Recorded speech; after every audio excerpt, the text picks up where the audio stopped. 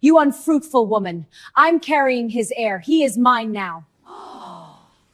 The words hit Karen like a slap delivered in front of an audience that had already been waiting to see her fall. You unfruitful woman. I'm carrying his heir. He is mine now. Susan said it loud enough for the women washing their hands at the marble sinks to hear. Loud enough for the society matrons lingering near the lounge entrance to freeze mid-conversation. Loud enough for the carefully constructed image Karen had maintained for 7 years to shatter in a single breath.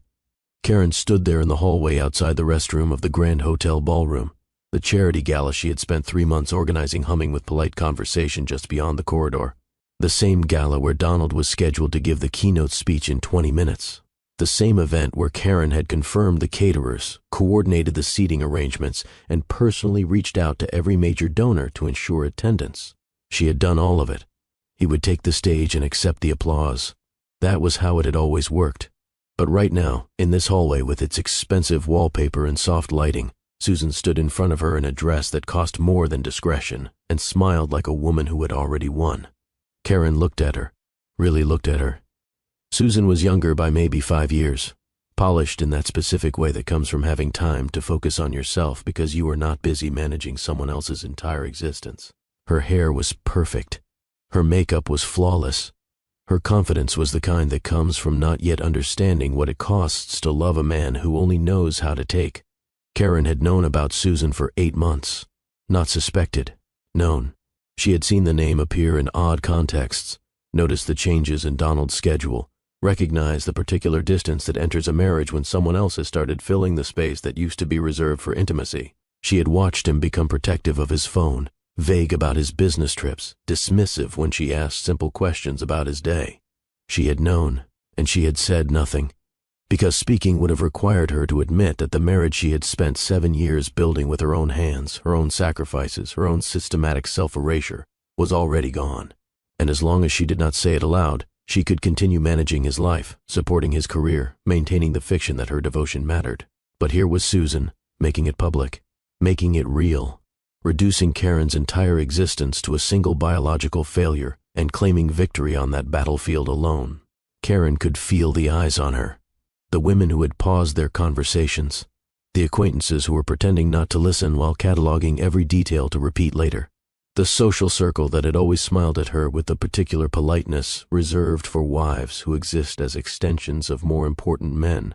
She should say something, defend herself, deny the claim, demand proof. But the words that mattered most were not the ones Susan had spoken. Karen turned slightly, just enough to see Donald standing at the edge of the corridor. He had appeared at some point during Susan's declaration, drawn perhaps by the shift in energy, the way a crowd forms around conflict. He stood there in his tailored tuxedo, the one Karen had picked up from the dry cleaner that morning. He looked uncomfortable, embarrassed, maybe, but not surprised. And he said nothing. Karen waited. 5 seconds. 10. Long enough for him to step forward, to correct Susan, to defend the woman he had married 7 years ago in front of 200 witnesses who promised them forever. He shifted his weight. He glanced at Susan. He looked at Karen with something that might have been regret or might have been irritation that this was happening now in public before his speech.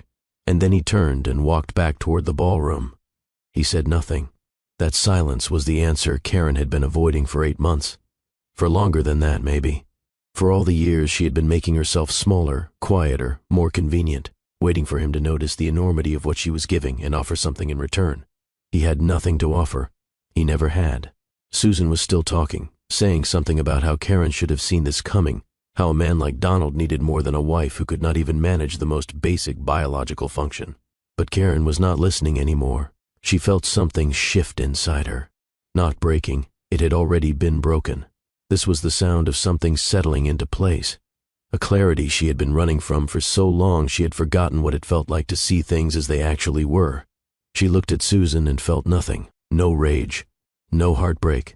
No need to defend or explain or justify. Just a cold, clean understanding that the rules she had been following did not exist.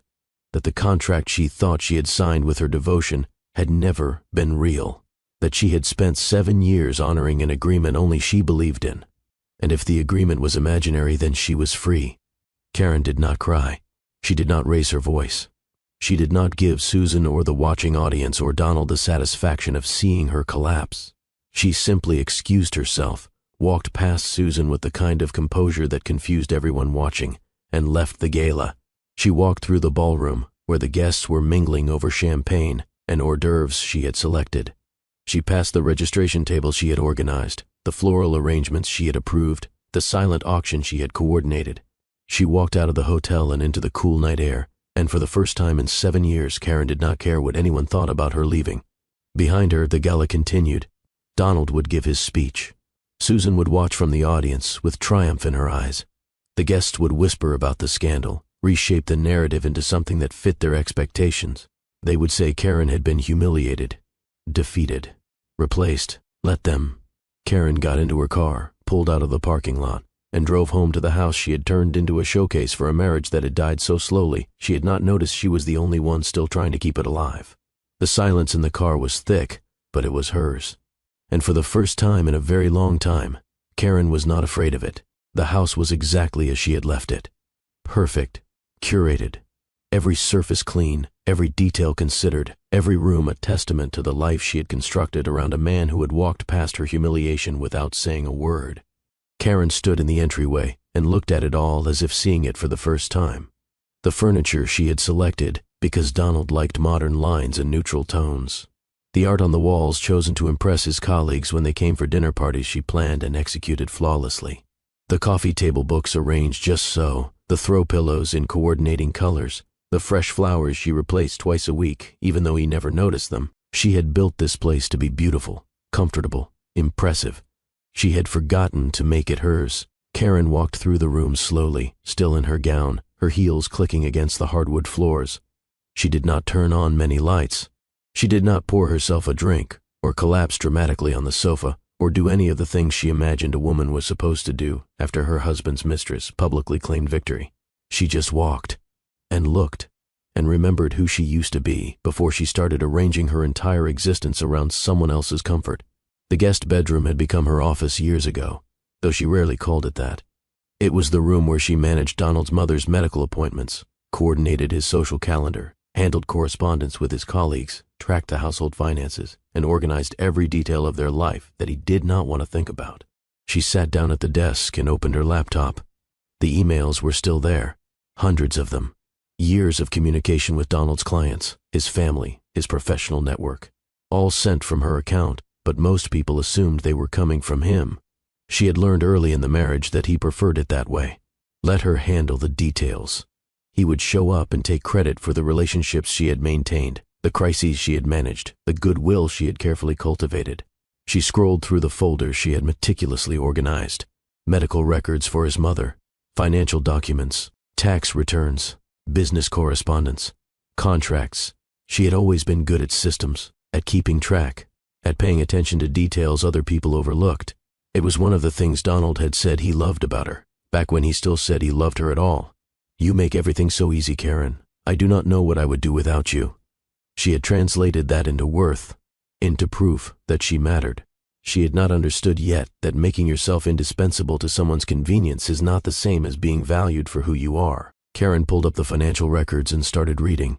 Not frantically, not desperately searching for evidence of betrayal, just reading with the careful attention of someone who had managed these accounts for years but had never asked certain questions because asking would have implied distrust. And she had been so committed to being the understanding wife, the supportive partner, the woman who did not make demands. The pattern was easy to see once she stopped pretending not to notice. 3 years ago, Donald's business had nearly failed. A major deal had fallen through, investors had pulled out, and for 6 months the company had been bleeding money faster than he could justify to the board. Karen had quietly transferred money from her inheritance to cover the shortfall, $250,000. Documented as a personal loan in the paperwork her accountant had prepared, though Donald had never treated it as anything he needed to repay.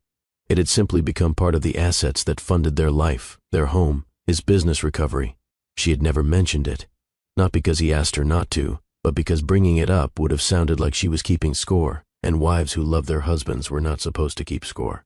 Except the game had rules she did not know she was playing, and staying silent about her contributions had allowed him to forget they existed. Karen opened another file, the contact list for Donald's largest client, a development firm that had been working with his company for 4 years. Every point of contact, every relationship, every piece of institutional knowledge about their preferences, their timelines, their internal politics. She had built that relationship. She had remembered birthdays, sent gifts, coordinated dinners, made sure Donald showed up prepared for every meeting because she had done the research he did not have time for. His largest client knew her name, trusted her judgment, often reached out to her directly because she was the one who actually followed through. Donald had no idea how much of his professional success was built on her invisible architecture. And why would he? She had never asked him to notice. She had simply done the work and let him take the credit because that was what a supportive wife did. Karen sat back in her chair and stared at the screen. She was not angry. Not yet. Anger would come later, maybe, when the shock wore off and the grief had space to settle into rage. Right now, she just felt clear. She had spent 7 years making herself essential to a man who had taken her devotion as permission to stop seeing her as a person. She had given him her career, her time, her identity, her silence. She had managed his world so seamlessly he had forgotten she was the one holding it all together. And when someone tried to erase her completely, to reduce her to nothing but a womb that had failed to perform, he had stood there and said nothing. That was the boundary, not the affair, not Susan, not even the cruelty of the public humiliation. The boundary was his silence, because his silence meant he had already erased her long before Susan said it out loud. Karen closed the laptop and looked around the office that was not really hers, in the house that had never felt like home, in the life she had built by making herself disappear. She had a choice to make. She could fight for this, beg him to see her, demand he choose her over Susan, prove that she was still valuable, still worth keeping, still enough. Or she could stop. Stop managing his life. Stop protecting his comfort. Stop sacrificing her identity for a marriage that only she was still trying to save. She could let go. Not dramatically. Not with fire and public destruction. Just quietly withdraw the invisible labor that had been holding everything together and see what remained when she stopped doing the work. Karen stood up and walked to the bedroom. She did not pack a bag. She did not call a lawyer. She did not make a plan. She just stopped checking Donald's calendar, stopped coordinating with his assistant, stopped managing the appointments and obligations and social requirements that kept his life running smoothly. She turned off her phone and went to bed in the guest room, because the idea of sleeping in the bed they had shared felt like a lie she was no longer willing to tell. And for the first time in 7 years, Karen went to sleep without setting an alarm to make sure Donald's morning went according to plan. Let him figure it out himself. She was done being the invisible hand that managed his existence. The messages started the next morning. Karen woke up just after 9, later than she had slept in years. For a moment she felt disoriented, guilty even, the way she always did when she was not awake before Donald to make sure coffee was ready and his schedule was confirmed. Then she remembered. He had stood there and said nothing. The guilt evaporated. She turned on her phone and watched the notifications flood in. Texts from Donald's mother asking why Karen had not confirmed her cardiology appointment. Messages from his assistant wondering if there had been a change to his schedule for the week. An email from the event coordinator for an upcoming fundraiser asking for final numbers Karen had always provided. And 3 missed calls from Donald. No voicemail. No text. Just 3 calls placed between 7 and 8 in the morning, the time when he usually expected Karen to have already solved whatever problems had emerged overnight. She did not call back. Instead, she made herself coffee in the pristine kitchen she had designed and sat at the breakfast table where they had not eaten together in months. Donald was always too busy, always working, always needed to leave early or stay late. She had eaten alone so often she had stopped setting a place for him. Karen sipped her coffee and opened her laptop again. The social media posts had already started. Not from anyone in their immediate circle. Those people were too polished to gossip publicly. But the periphery, the acquaintances and colleagues of colleagues who had been at the gala, were already reshaping last night into a narrative. The story forming was predictable. Donald, the successful businessman, trapped in a marriage with a wife who could not give him children. Susan, the younger woman carrying his baby, finally giving him what he needed. Karen, the tragic figure replaced because she had failed the most basic test of womanhood. Never mind that the diagnosis had been unexplained infertility, meaning both of them, meaning neither of them, meaning chance and biology and nothing either of them could control. The story did not care about nuance. It needed a villain, and Karen's body had been volunteered for the role. She read the comments with a strange detachment. Women she barely knew offering sympathy that felt like pity. Men she had never met weighing in on what Donald should do, as if his wife were a broken appliance to be replaced. Speculation about how long the affair had been going on, whether the baby was real, what Karen would do next. They were writing her story for her, deciding who she was, what she felt, how she would respond. None of them knew her. None of them had ever asked. Karen closed the laptop and looked around the kitchen. She had spent 7 years in this house, and she could not remember the last time she had done something just because she wanted to. Every choice had been filtered through Donald's preferences, his schedule, his needs. Even the coffee she was drinking was the blend he liked, ordered automatically every month because he had mentioned once that he preferred it. She did not even know if she liked it. The thought was so absurd she almost laughed. 7 years, and she did not know what coffee she preferred. Karen stood up, poured the rest of the cup down the sink, and grabbed her keys. She drove to a coffee shop she had passed 1,000 times but never stopped at, because it was not on the way to anywhere Donald needed her to be. She ordered something completely different, something with flavors she had never tried, and sat in a corner booth by herself. The coffee was too sweet. She did not finish it, but it was hers, her choice, her preference discovered in real time without consulting anyone else's opinion. It was the smallest act of autonomy, and it felt like revolution.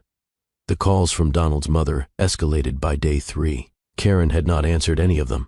She had not answered anyone, in fact.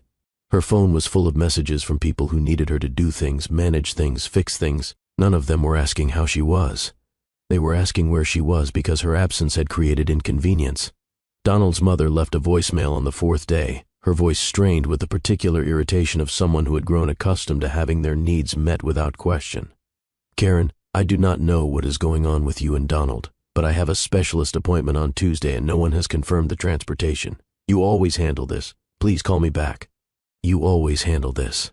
Karen deleted the voicemail. She had spent 7 years managing the medical care of a woman who had never once asked about her life, her feelings, her dreams, who had treated Karen like a competent assistant hired to manage the inconvenient details of aging.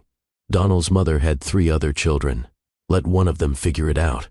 The professional messages were more interesting. Donald's assistant had sent increasingly frantic emails about scheduling conflicts, missed meetings, clients who were expecting follow-up that had not happened. Things Karen had always tracked, always managed, always resolved before they became problems. Apparently no one else knew how. And then, on day 5, a message came that made Karen sit up straighter. It was from Richard Chen, the primary contact at Donald's largest client, the development firm that represented 30% of his annual revenue. The email was brief and professional, addressed to Karen directly. Karen, I hope you are well. I wanted to reach out personally regarding the Riverside project timeline. I have not received the updated proposal we discussed, and Donald has not responded to my last 2 emails. Is everything all right? Please let me know if there is anything I should be aware of. Best, Richard. Karen read it 3 times. Richard was not asking Donald. He was asking her, because over the past 4 years she had been the one who made sure communication was clear, proposals were thorough, timelines were met. She had built that relationship with competence and attention and consistent follow-through. Donald showed up to meetings. Karen made sure the meetings were worth attending. And now, with her suddenly absent, the infrastructure was cracking. She should feel guilty.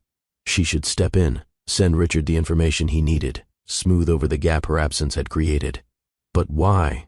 What exactly did she owe Donald at this point? What did she owe any of them? Karen opened a new email and wrote a response. Not hostile, not vindictive, just honest. Richard, thank you for reaching out. I am stepping back from my informal role supporting Donald's business operations. I am sure he will be in touch with you directly regarding the Riverside project. I have always appreciated working with you. Best wishes, Karen.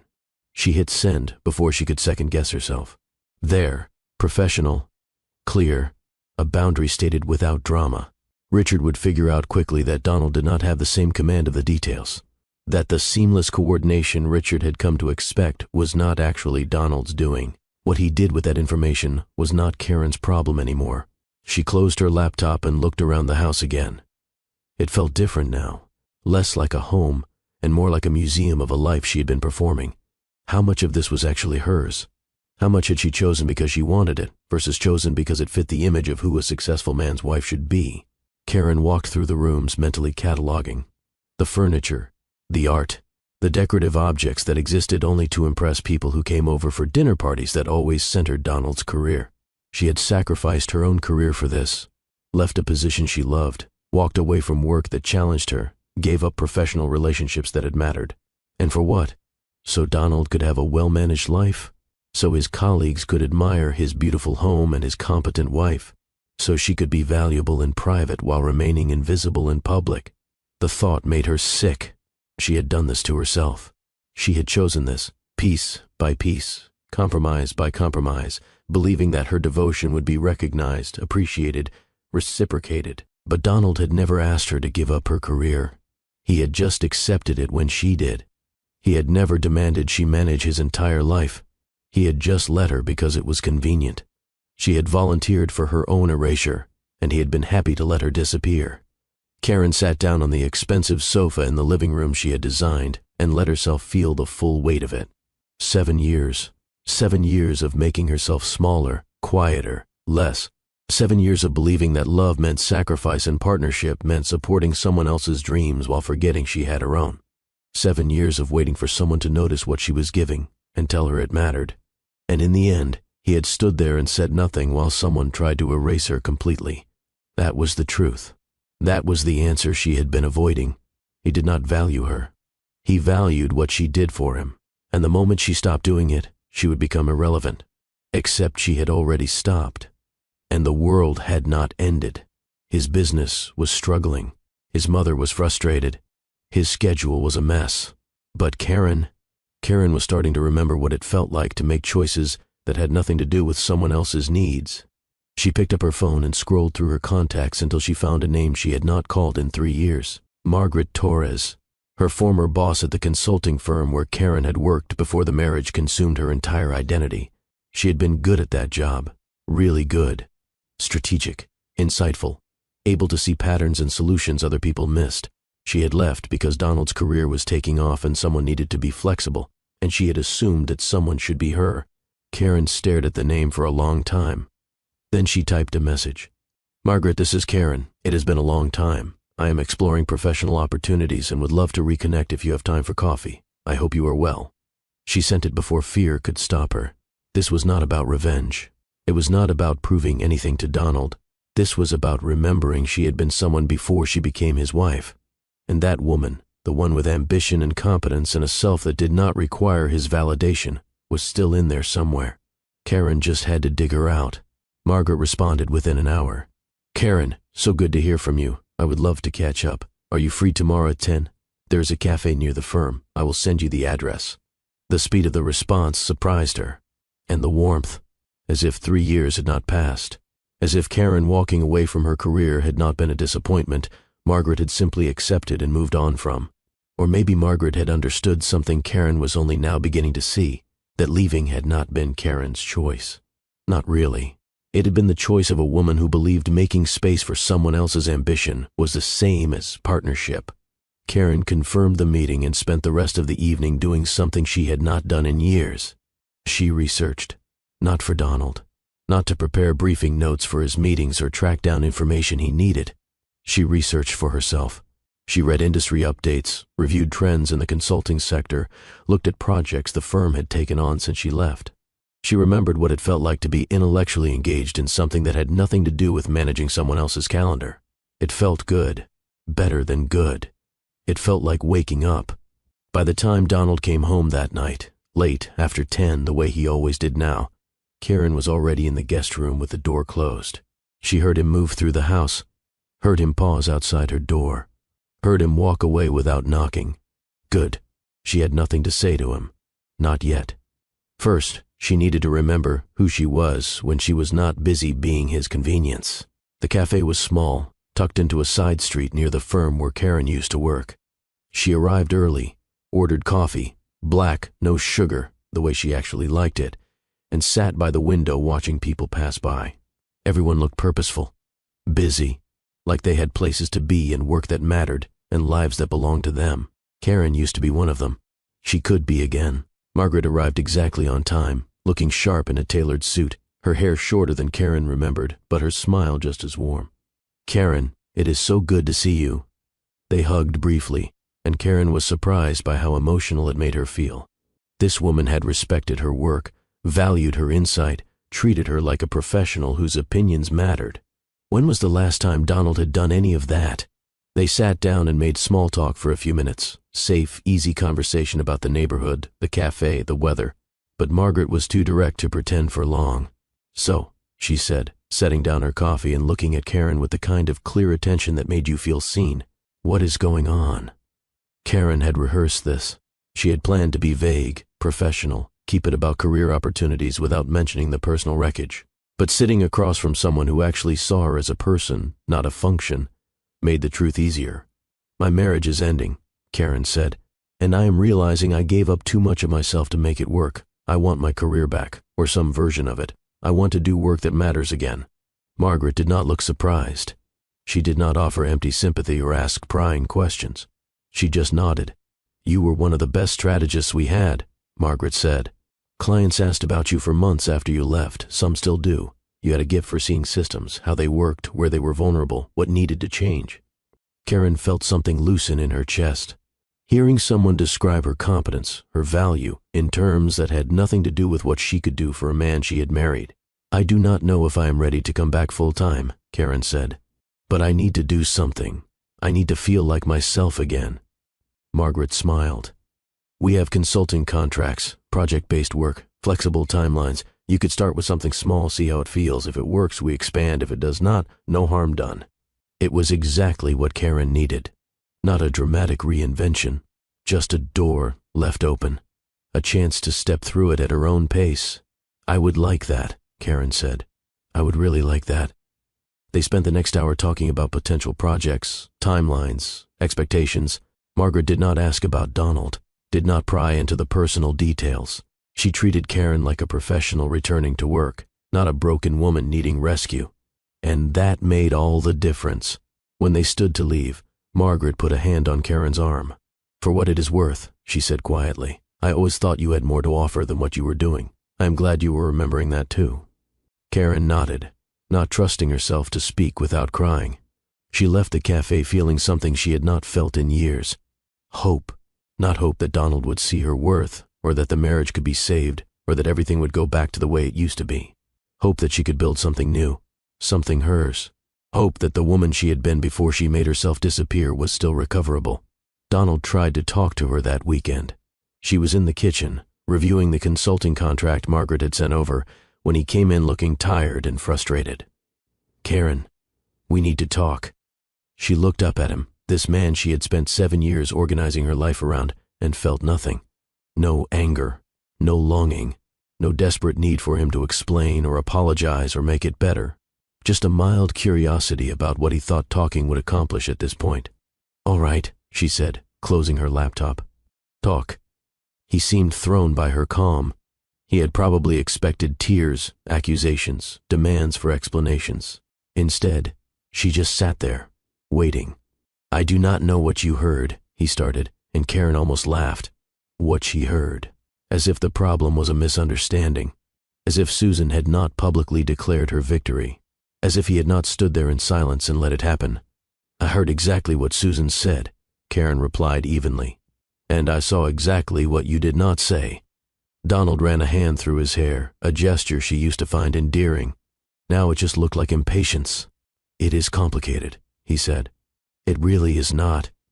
Karen, you are having an affair. Your mistress is claiming she is pregnant. She publicly humiliated me and you said nothing. There is nothing complicated about that. It is actually very simple." He looked at her like she was being unreasonable, like her refusal to collapse into hysterics or beg him to stay was somehow unfair. "I did not plan for this to happen," he said. "I am sure you did not, but it did. So now what?" "I do not know. I need time to figure things out." Time. He needed time. Karen thought about the 7 years she had given him, the career she had walked away from, the self she had systematically erased to make room for his ambitions, his comfort, his needs. She had given him all the time in the world, and he had spent it forgetting she existed. "You can have all the time you need," Karen said, "but you will be figuring it out without me managing your life for you." "What does that mean?" "It means I am done, Donald. I am done coordinating your schedule and managing your mother's medical appointments and maintaining your client relationships and making sure your world runs smoothly. I am done being invisible while you take credit for the life I built around you." He stared at her. "You are being ridiculous. This is about exactly what it has always been about. You wanted a wife who made everything easy. I wanted a partner who saw me as a person. We both got it wrong." "Karen, you are upset. I understand. But this does not have to be—" "I am not upset," she interrupted. And it was true. She was not. "I am clear. Maybe for the first time in 7 years I am actually clear. You do not value me. You value what I do for you, and I am done doing it." Donald opened his mouth to argue, but she stood up, took her laptop, and walked out of the kitchen. She did not slam the door. She did not shout. She just left. Because staying would have required her to keep explaining something he would never understand. That devotion is only beautiful when it is mutual, and she had been the only one invested in their marriage for a very long time. She went back to the guest room, locked the door, and opened the consulting contract. Margaret was offering her a project analyzing operational systems for a mid-sized nonprofit. It was not glamorous. It was not particularly high profile, but it was hers. Karen signed the contract and sent it back. Then she opened a new browser window and started searching for apartments. Small ones. 1 bedroom. Places that could be hers without needing to accommodate anyone else's preferences. She did not tell Donald. She did not announce her plans. She just quietly began building an exit. Because the woman she was becoming understood something the devoted wife never had. You cannot lose yourself if you refuse to keep disappearing. And Karen was done being invisible. The unraveling of Donald's carefully managed world happened faster than Karen expected. She did not have to do anything dramatic. She just had to stop. Stop coordinating. Stop managing. Stop being the invisible infrastructure holding everything together. Within 2 weeks, the consequences were visible. His mother called him directly, furious about a missed specialist appointment. He forgot a major client dinner because Karen was not there to put it on his calendar and send him reminders. His assistant quit after a particularly frustrating week of trying to manage a schedule that had always been Karen's responsibility, not hers. Karen watched it happen from a distance, the way you watch a building collapse that you are no longer inside. Susan tried to step in. Karen knew because she saw the social media posts, pictures of Susan at events with Donald, captions about supporting her man, performances of partnership that looked good in photographs but had no substance behind them. Susan had her own career, her own life. She had no intention of becoming what Karen had been, the invisible hand managing every detail so Donald could focus on being important. And Donald, accustomed to a wife who had made herself endlessly available, endlessly flexible, endlessly willing to sacrifice her own needs, was discovering that not every woman would. Karen might have felt satisfaction in that, but mostly she just felt tired. Tired of caring about his problems. Tired of tracking his failures. Tired of any part of her identity being tied to his existence. She had signed the lease on a 1-bedroom apartment in a neighborhood she liked, with a coffee shop she had already visited 3 times and a park where she could walk in the mornings without thinking about anyone's schedule but her own. She had started her consulting project and remembered what it felt like to solve problems that were not about managing someone else's comfort. She had reconnected with 2 old friends who had drifted away during the marriage, not because of conflict but because Karen had made herself so small there was nothing left to connect with. They had been happy to hear from her. Surprised maybe, but genuinely glad. One of them, Lisa, had said something over coffee that stuck with Karen for days. "I always liked you and Donald together, but I felt like I lost you when you got married. You just kind of faded. I tried to stay in touch, but it felt like you did not have space for anything that was not about him." Karen had apologized. Lisa had waved it off. "I get it. I did the same thing in my first marriage. Took me 2 years after the divorce to remember I used to have hobbies, interests, opinions about things that had nothing to do with his preferences." They had laughed about it, but the truth underneath was not funny. How many women did this? Made themselves smaller, quieter, less, because they believed that was what love required. How many of them were still doing it right now, waiting for recognition that would never come? Karen did not know, but she knew she was done. The letter from Donald's attorney arrived 3 weeks after the gala. Karen opened it calmly, read it carefully, and called the divorce lawyer she had already retained. Not because she wanted a fight, but because she was done letting other people write her story. Donald's attorney had framed the separation as amicable, suggested a division of assets that was technically equitable but ignored Karen's financial contributions to his business. Her attorney looked at the documents Karen had pulled together, the loan that had saved his company, the client relationship she had built, the documented proof of her invisible labor, and smiled. "They are assuming you will not push back," her attorney said. "They are wrong." Karen nodded. "I am not asking for more than what is fair, but I am not accepting less either." The response they sent back was professional, detailed, and made it very clear that Karen was not the dependent spouse Donald's attorney had assumed. She had assets of her own. She had documentation of contributions that would be difficult to dismiss, and she had no interest in dragging this out, but she also had no interest in being erased from the financial reality of what she had built. Donald called her after his attorney received the response. "Karen, this is insane. You are really going to do this?" "I am really going to make sure I get what I am legally owed. Yes. I gave you everything, this house, this life. You gave me access to a life you built on my invisible labor. That is not the same thing. You are being vindictive." Karen almost laughed. "Donald, if I were being vindictive, I would be doing a lot more than asking for an equitable division of assets. I would be telling Richard Chen exactly why his proposals have been so disorganized lately. I would be letting your mother know that her other children are capable of managing her medical appointments. I would be making sure everyone who ever benefited from my work knew exactly how much of your success was actually mine." Silence on the other end of the line. "But I am not doing any of that," Karen continued, "because this is not about punishing you. This is about making sure I do not disappear from the story of a marriage I spent 7 years building. You do not get to rewrite history and pretend I was not here." "I never said you were not." "You did not have to say it, Donald. You just had to stand there and let someone else say it for you." She hung up before he could respond. Her hands were shaking, but not from fear, from the sheer relief of finally saying what needed to be said. For 7 years she had swallowed her frustration, her loneliness, her anger, because speaking up would have made her the difficult wife, the ungrateful partner, the woman who did not appreciate what she had. But what exactly had she had? A man who took her devotion for granted. A marriage where only one person's needs mattered. A life built on her systematic self-erasure. She had not lost anything worth keeping. She had just finally stopped pretending otherwise. Karen moved into her new apartment on a Saturday in early autumn. She did not take much from the house. Some clothes, a few books, the art piece her grandmother had given her that she had hung in the guest room because Donald thought it did not match the living room aesthetic. Everything else could stay. It had never been hers anyway. The apartment was small, but it had good light and hardwood floors and a kitchen where she could make coffee exactly the way she liked it. She unpacked slowly, placing things with intention. This lamp here, that chair by the window, her grandmother's art on the wall where she would see it every morning. She was building something, not a showcase, not a performance of what a life should look like, just a space that was hers. That night she sat on her sofa, used, purchased from a consignment shop, comfortable in a way the expensive furniture in Donald's house had never been, and felt peace settle over her like a blanket. She was alone, truly alone, for the first time in 7 years, and it did not feel like loneliness. It felt like coming home. Her phone buzzed. A message from Margaret. "How's the new place? Welcome home." Karen smiled and typed back, "It is perfect, thank you." Another message, this time from Lisa. "Dinner tomorrow? I want to hear everything."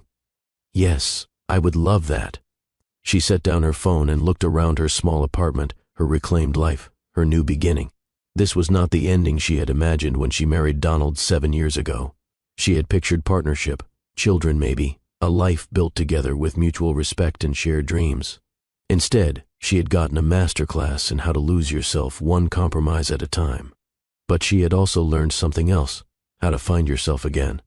How to choose your own dignity over someone else's comfort. How to recognize that devotion without reciprocity is just disappearance with better marketing. Karen had spent 7 years waiting for Donald to see her worth. She was done waiting. She saw it herself now. And that was enough. Karen had forgotten what it felt like to be good at something that had nothing to do with managing someone else's needs.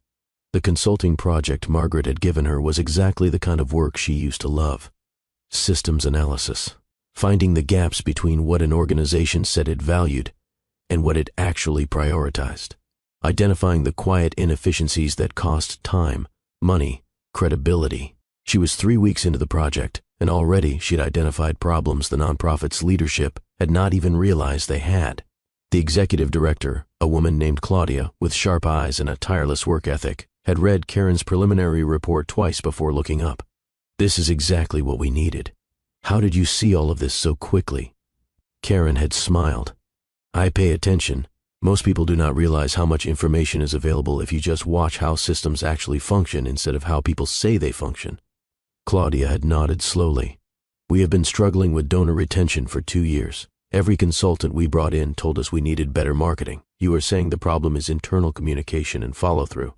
Your marketing is fine, your mission is compelling, but your donors are not hearing back from you after they give. They do not know if their contributions mattered. So they do not give again. It is not about convincing new people to care. It is about showing the people who already care that you see them." The words had come out before Karen realized how much she was talking about herself. She had given and given and given to a marriage that never acknowledged the gift. She had poured herself into Donald's life and received no confirmation that any of it mattered. No wonder she had eventually felt invisible. Claudia had hired her for a second phase of work on the spot. More money, more autonomy, a chance to implement the changes she was recommending, instead of just writing a report someone else would ignore. Karen had said yes without hesitation. This was what she had walked away from when she left her career. This sense of competence, of contribution, of being valued for what she could see and solve and create. She had traded it for the role of supportive wife, believing that Donald's success would feel like hers too. But reflected glory is not the same as your own light. And Karen was done living in someone else's shadow. The first crack in Donald's professional facade happened exactly 4 weeks after Karen stopped managing his client relationships. Richard Chen, the contact at Donald's largest client, sent an email to Donald with Karen copied. It was polite, professional, and absolutely devastating. "Donald, I wanted to give you advance notice that we will not be renewing our contract for next year. The decision is not personal, but we have not felt the same level of attention and strategic insight we experienced in previous years. We appreciate the work you have done, and we wish you well, Richard." Karen read it twice, waiting to feel satisfaction or vindication or some kind of bitter triumph. Instead, she just felt sad. Sad that Donald had never realized how much of that relationship had been her work. Sad that he had taken it for granted. Sad that he was losing something important because he had never bothered to understand how it was built, but not sad enough to fix it for him. Donald called her within an hour, his voice tight with panic. "Did you see Richard's email?" I did." "Karen, you have to fix this. You know Richard. He trusts you. If you reach out and explain..." "Explain what, Donald? That you have been taking credit for my work for 4 years, and now that I am gone, the quality has dropped. I am sure that will go over well. This is my biggest client. This could seriously damage..." "I know. I built that relationship, remember? I know exactly what losing it will cost you." Silence, then quieter, almost pleading. "Karen, please." She closed her eyes and took a breath. This was the moment, the choice. She could step in, save him, prove she was still essential, still valuable, still the woman who fixed everything. Or she could let him experience the natural consequences of taking her for granted for 7 years. "No," she said simply. "No? No, Donald, I am not fixing this. Richard made his decision based on the work you have been delivering without me. That is between you and him. I am not part of your business anymore. You're being selfish." The accusation was so absurd, she almost laughed. Selfish. After 7 years of putting his needs first, his career first, his comfort first. After sacrificing her own professional trajectory to make sure his stayed on track. After disappearing so completely into his life that she had forgotten what her own ambitions even were. And now, refusing to rescue him from the consequences of his own negligence was selfish. "You are right," Karen said calmly. "I am being selfish. I am choosing myself over your convenience. For the first time in 7 years, I am being selfish, and I am not apologizing for it." She hung up before he could respond. Her hands were steady. Her breathing was calm. She did not feel guilty. She felt free. The divorce proceedings moved forward with the kind of cold efficiency that comes when both sides realize there is nothing left worth fighting over except assets and pride. Donald's attorney had adjusted their position after Karen's documentation made it clear she was not going to accept being erased from the financial reality of the marriage. The settlement they were negotiating now was fair, not generous, just accurate. Karen would get half the house value, reimbursement for the loan she had made to his business, and a portion of the retirement accounts they had built together. Donald would keep the business and the professional reputation he had built on her invisible labor. She did not ask for alimony. She did not want to be tied to him financially any more than she already was. She just wanted what was hers, and then she wanted to be done. Her attorney had been surprised by how reasonable Karen was being. Most people in your position would push for more. You have grounds, the affair, the public humiliation, the documented contributions to his business. We could make a case for significant spousal support. Karen had shaken her head. I do not want his money going forward. I just want acknowledgement of what I already gave. Once I get that, I am done. Because this was never about punishing Donald. It was about refusing to let him rewrite history and pretend she had been a dependent spouse who contributed nothing. She had been the backbone of his success, the invisible architect of his comfortable life. And the record would reflect that, even if he never admitted it out loud. Susan's pregnancy, it turned out, had been a bluff. Karen found out through the grapevine, a mutual acquaintance who reached out with the kind of gossip that pretended to be concern. I thought you should know since it affects you. Susan is not actually pregnant, or if she was, she is not anymore. No one has seen any evidence, and she has stopped mentioning it. People are starting to ask questions. Karen had thanked her for the information and felt absolutely nothing. It did not matter. Pregnant or not, Susan had used that claim as a weapon to erase Karen's worth and claim victory. The damage had been done. And honestly, Susan was welcome to Donald. She was welcome to a man who had stood silently while his wife was publicly humiliated. A man who took devotion for granted and only noticed competence when it was suddenly absent. A man who would let someone make themselves invisible as long as it made his life easier. Susan would figure out eventually what Karen already knew. Donald did not want a partner. He wanted a support system that did not require maintenance. And Susan, with her own career and her own life and her own refusal to disappear, would never be what Karen had been. Which meant Donald would spend the rest of his life looking for someone to manage his world the way Karen had, and never finding it. That felt like justice enough. Karen's re-entry into professional visibility happened gradually, then all at once. The work she did for Claudia's nonprofit got noticed. One of their board members mentioned it to a colleague. That colleague reached out to Karen about a similar project. That project led to a referral. Within 2 months, Karen had more consulting work than she could handle alone. Margaret offered her a permanent position back at the firm, not as a junior consultant but as a senior strategist. The title came with autonomy, respect, and a salary that made it very clear her expertise was valued. Karen accepted. She was back, not in the same role she had left, but in a better one. Stronger, clearer, more herself. And people noticed. Colleagues who had known her before the marriage commented on how good it was to see her again. Not just physically present, but actually there, engaged, confident, taking up space without apology. You seem different, one of them said over lunch. More solid, somehow. Karen had smiled. I think I just remembered who I was before I made myself small enough to fit into someone else's life. The colleague had nodded knowingly. Good for you. We missed you. We missed you. Not we missed your work, or we missed what you could do for us. We missed you. Karen had not realized how much she needed to hear that until the words settled into her chest and made her want to cry. She mattered. Not because of what she could manage or fix or organize, but because of who she was. She had forgotten that was even possible. The invitation to the annual Business Leadership Gala arrived in Karen's mailbox on a Tuesday afternoon. It was the same event that happened every year, the same social circle that had witnessed her humiliation at the charity gala 3 months earlier. But this time, the invitation was addressed to her professionally. Dr. Karen Westfield, Senior Strategic Consultant, not Mrs. Donald Westfield, not Donald's wife. Her. She held the heavy cardstock in her hands and considered her options. She could skip it. Avoid the discomfort of seeing Donald and Susan. Avoid the whispers and the questions and the social awkwardness. Or she could go, as herself, and let people see exactly who she was now that she was no longer disappearing into someone else's identity. Karen RSVP'd yes. She was not hiding anymore. The night of the gala, Karen stood in front of her bathroom mirror and barely recognized herself. Not because she looked different exactly, but because the woman looking back at her was present in a way she had not been in years. She had chosen a dress she actually liked, deep emerald green, elegant without trying to impress anyone.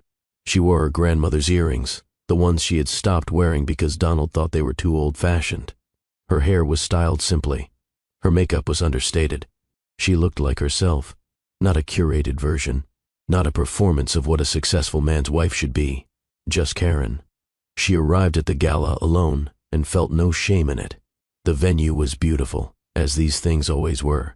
High ceilings and glittering chandeliers, and an army of servers circulating with champagne and carefully plated appetizers. The same people in the same expensive clothes having the same polite conversations they always had. But Karen was different now. She walked in and was immediately greeted by Claudia, the nonprofit director, who introduced her to 3 board members as the consultant who completely transformed our operational efficiency. Not someone's wife, not someone's support system. A professional, with expertise, with value that had nothing to do with making someone else look good. Karen shook hands and made conversation and felt herself settle into the evening with a comfort she had not expected. She belonged here, not because Donald had brought her, but because she had earned it. And then she saw him. Donald was across the room, Susan at his side. He looked tired, older somehow, the stress of the past few months visible in the tension around his eyes. Susan looked beautiful and uncomfortable, dressed expensively, but standing slightly apart from Donald in a way that suggested trouble beneath the surface. They had not seen her yet. Karen took a breath and decided she did not care if they did. She turned back to her conversation, engaged warmly with Claudia's board members, and let herself be visible without fear. The moment of recognition happened an hour into the event.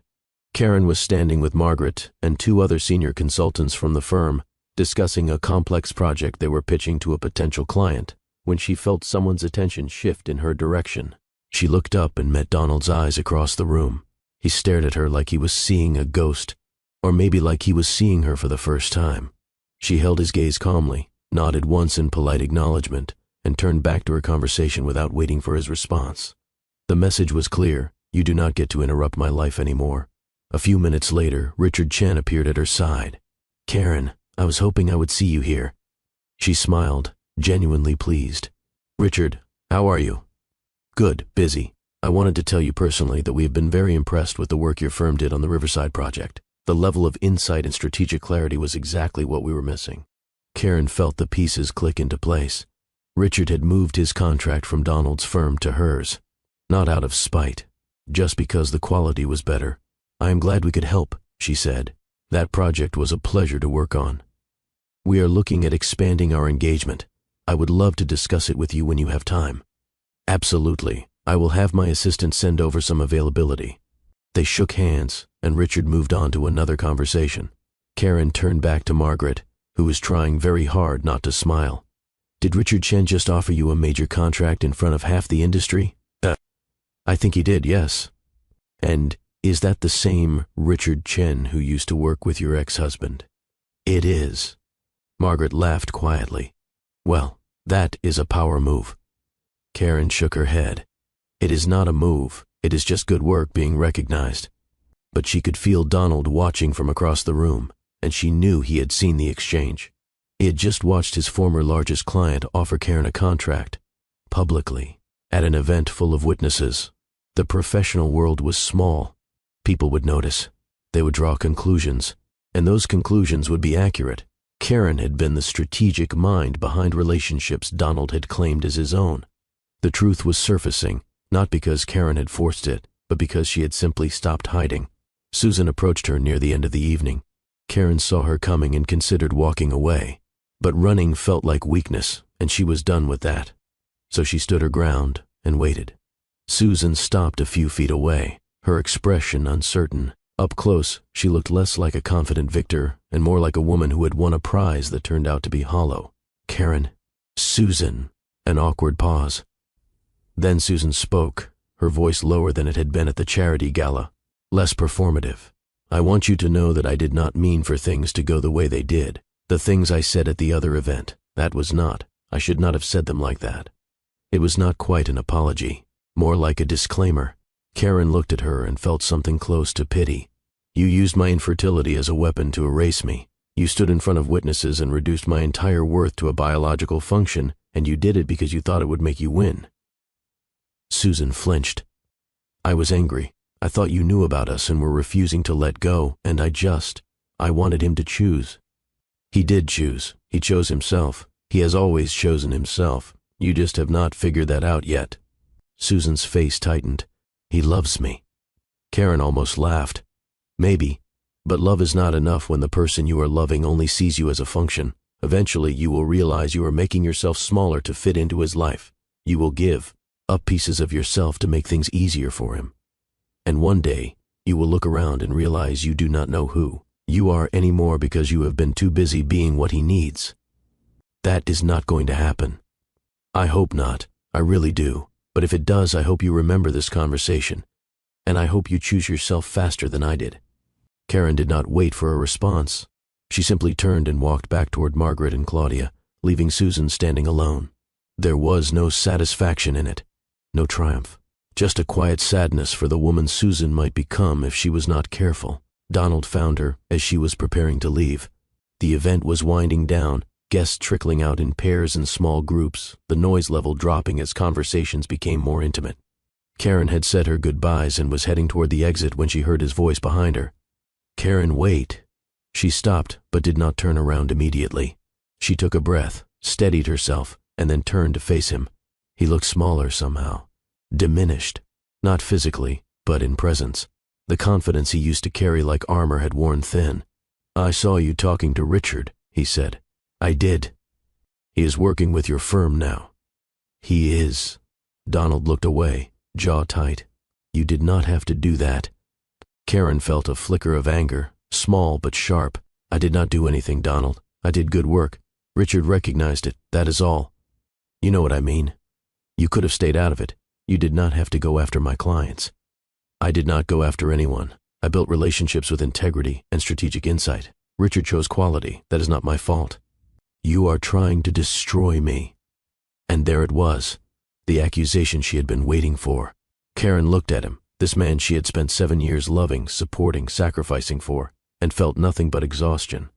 Donald, if I wanted to destroy you, I would tell everyone in this room exactly how much of your success was built on my invisible labor. I would let them know that the seamless client relationships, the perfect events, the strategic insights they all admired were not yours, they were mine. I would make sure every single person who ever benefited from my work knew that. You stood by and said nothing while someone tried to erase me completely. She took a step closer, her voice quiet but steady. But I am not doing that, because this was never about punishing you. This is about refusing to let you pretend I did not exist. I gave you 7 years of my life. I gave up my career, my identity, my sense of self, and you accepted all of it without ever once asking if I was okay, if I was happy, if I was still in there underneath all that service. Donald looked like he wanted to argue, but no words came. I am not trying to destroy you, Karen continued. I am just done building you up. There is a difference. She paused, letting the silence settle between them. And for what it is worth, I am not angry anymore. I was for a while. But mostly I'm just sad that you never saw me, really saw me. Not as your wife or your assistant or the person who made your life easy. Just me, Karen. The person I was before I made myself disappear. Donald's voice was hoarse when he finally spoke. I did see you. No, you saw what I did for you. That is not the same thing. He opened his mouth, closed it again. There was nothing left to say that would change anything. Karen adjusted her bag on her shoulder and took a small step back, creating distance.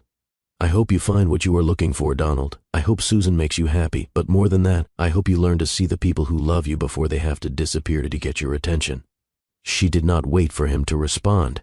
She turned and walked out of the ballroom, through the elegant lobby and into the cool night air. Her car was parked 2 blocks away. She walked slowly, letting the tension drain from her shoulders with each step. Behind her, the gala continued. Donald would go back inside, rejoin Susan, pretend everything was fine. Ahead of her, the city stretched out in lights and possibility. Karen got into her car, started the engine, and drove home to the small apartment that was entirely hers. And for the first time in 7 years, she felt like the protagonist of her own life. Before we see how Karen's story concludes, I want to talk to you, really talk to you, about what we have just witnessed. Because Karen's story is not just about a betrayal, or a divorce, or a woman finding her strength. It is about something deeper, something so many of us are walking through right now, whether we are ready to admit it or not. It is about the moment you realize you have been disappearing.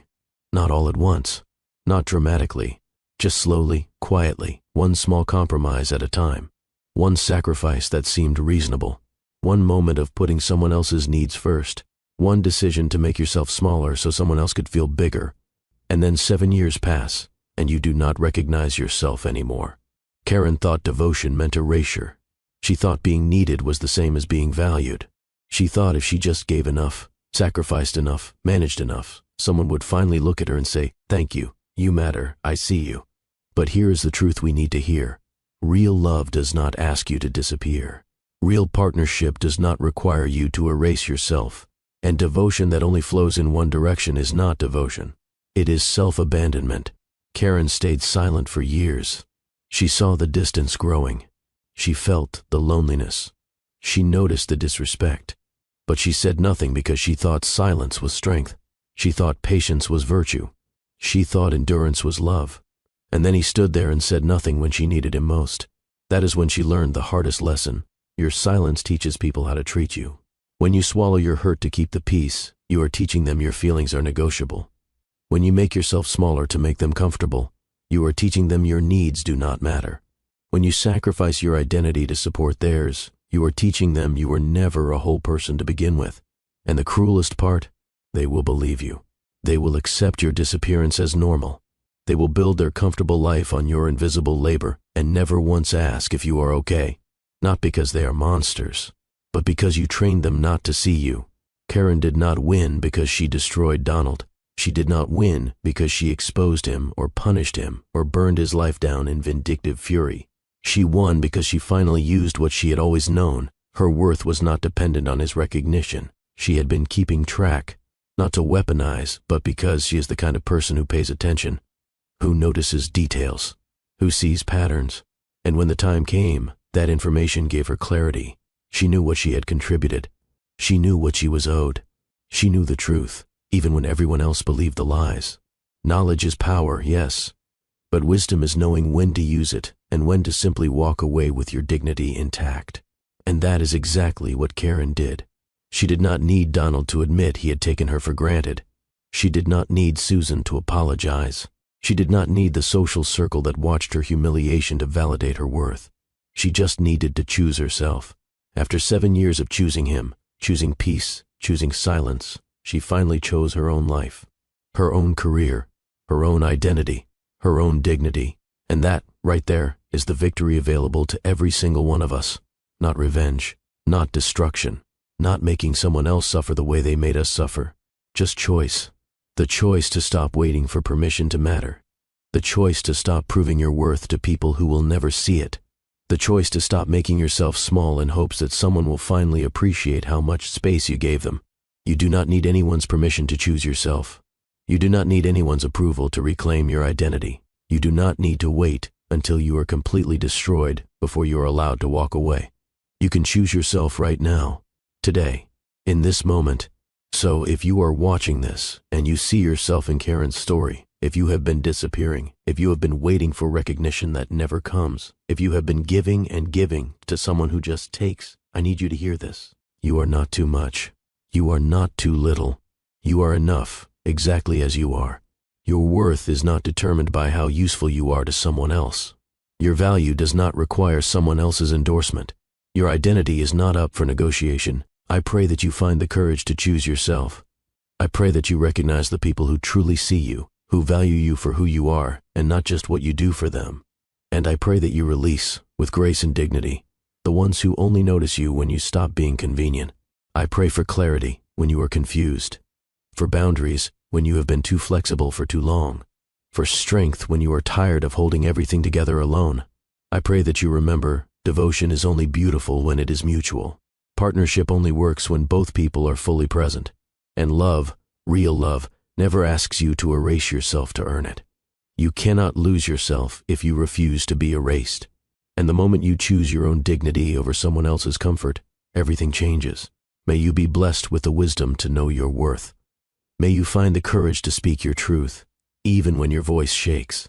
May you have the strength to walk away from anything that requires you to disappear. And may you discover, the way Karen did, that the greatest love story you will ever experience is the one where you finally come home to yourself. You deserve that. You have always deserved that. Now let's see how Karen's story ends. Not with bitterness, not with revenge, but with the quiet power of a woman who finally remembered who she was. 6 months after the gala, Karen sat in her office at the consulting firm and looked at the city through the wide windows that came with her new title. Senior Strategic Director. Her name on the door. Her team to lead. Her projects to choose. She had built this, not by making herself small, not by managing someone else's success, but by being fully, unapologetically herself. The divorce had been finalized 3 weeks earlier. The settlement was fair, documented, and reflected the financial reality of what she had contributed. Donald had signed without contest in the end, perhaps because fighting would have required him to publicly acknowledge how much he had taken for granted. Karen had walked out of the lawyer's office with a check, a decree, and a profound sense of relief. She was free. The apartment she had rented had turned into a lease she signed for another year. She had painted the walls colors she liked, bought furniture that was comfortable instead of impressive, filled the space with books and art and plants that required care. It was small. It was hers. It was enough. Her friendships had deepened. Lisa and 2 other women she had reconnected with had become regulars in her life. They met for dinner, for coffee, for long walks where they talked about real things, not performances, not polite surface conversation, real thoughts, real struggles, real joy. Karen had forgotten what it felt like to be known. Now she remembered. Work was fulfilling in a way she had not experienced in years. Claudia's nonprofit had thrived under the systems Karen implemented, and the success had led to referrals, media attention, and a reputation for transformative strategic work. Karen was visible now, not as someone's wife, not as someone's support system, as herself. Her expertise was sought after. Her opinions were valued. Her presence mattered, and she had learned to take up space without apology. There were moments, still, when the loss caught her off guard. Not loss of Donald exactly, but loss of the dream she had built around the marriage, the future she had imagined, the partnership that never actually existed. She grieved that, quietly, in private moments when the apartment was too silent and the future felt uncertain. But grief was not the same as regret. She did not regret leaving. She did not regret choosing herself. She did not regret refusing to disappear. She only regretted how long it had taken her to remember she had the choice. The email from Donald arrived on a Thursday afternoon. Karen almost deleted it without reading, but curiosity got the better of her. It was short, uncharacteristically vulnerable. Karen, I know I do not have the right to ask anything of you, but I have been thinking a lot about what you said at the gala, about not seeing you. You were right, I did not see you. I saw what you did for me and I thought that was enough. I thought as long as you were there, as long as everything was running smoothly, we were fine. I did not understand that you were disappearing. Or maybe I did not want to understand, because it was easier not to. I am sorry. I know that does not change anything, but I wanted you to know. I see it now, and I am sorry I did not see it when it mattered. I hope you are well. Donald. Karen read it twice. It was the apology she had waited years to hear, the acknowledgement she had craved, the validation that yes, she had been invisible, and yes, it had been wrong. A younger version of herself might have cried, might have felt vindicated, might have responded with forgiveness or bitterness or some complicated mix of both. But the woman she was now just felt neutral. The apology was nice, but it did not change the past. It did not undo the years of erasure. It did not make the marriage worth saving. It was just words from a man who had learned a lesson too late. Karen closed the email without responding, not out of cruelty, just out of completion.